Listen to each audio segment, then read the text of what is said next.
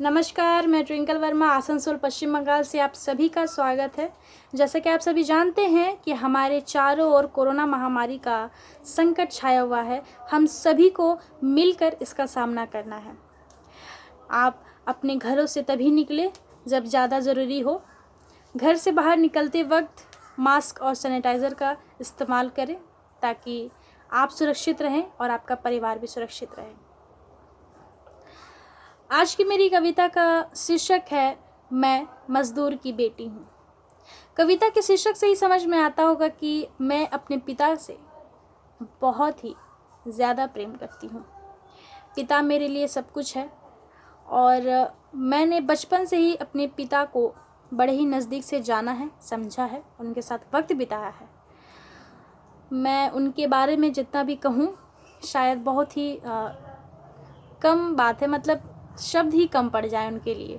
तो फिर भी मैंने कोशिश की है अपनी कविताओं के माध्यम से उन्हें संजोने को। देखते हैं, आइए। आओ दोस्तों, मज़दूरों की दास्तां सुनाती हूँ। आओ दोस्तों, मज़दूरों की दास्तां सुनाती हूँ। दूसरों की छोड़ो, मैं खुद मज़दूर पिता की बेटी हूँ।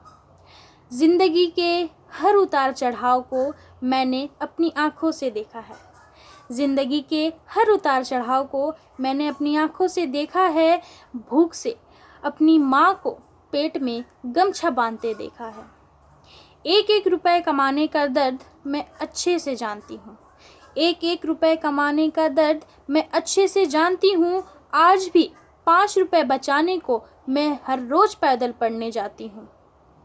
चांदी को पिघलाने में सांस फूल जाता है।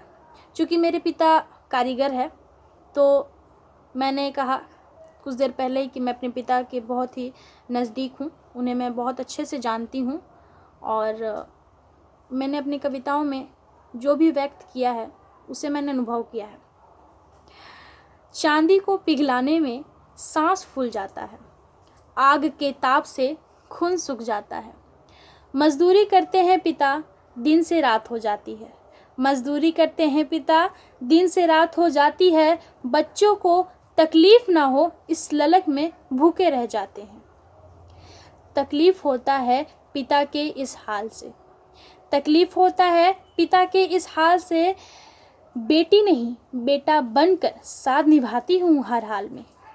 बेटी नहीं बेटा बनकर साथ निभाती हूँ हर हाल में। गर्व महसूस करती हूँ खुद में, मैं मज़दूर की बेटी हूँ।